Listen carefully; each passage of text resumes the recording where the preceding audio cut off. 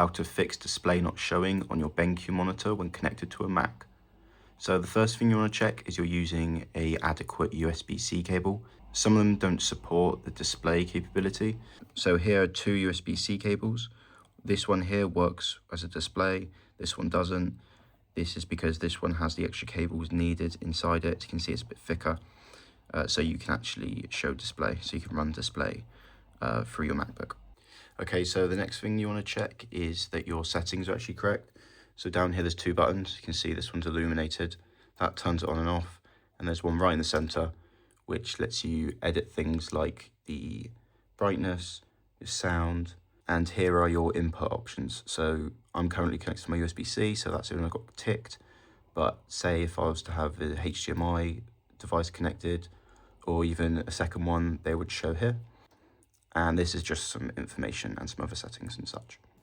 So in the back, you want to make sure you're connected to the right USB-C port. As you can see, what I'm plugged into is the display one. The other one is just for a USB-C device.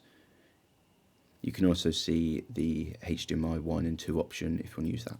So the next thing you want to try is on the Mac itself. So go to System Settings, go to Displays, and now tap on the BenQ monitor. So now we can change our refresh rate or color profile. You want to make sure you're using the right color profile. So you can click on here and it gives you all these different options. So this is my device here, the M3 Pro MacBook Pro. If this doesn't work, the next thing you can do is go to your browser, type in BenQ Display Pilot 2, and press this first link here. Now all we need to do is press download now and download it for Mac. So click that, follow the instructions. I've got plenty of videos on my channel on how to download apps. Once you've downloaded it, you can open it up.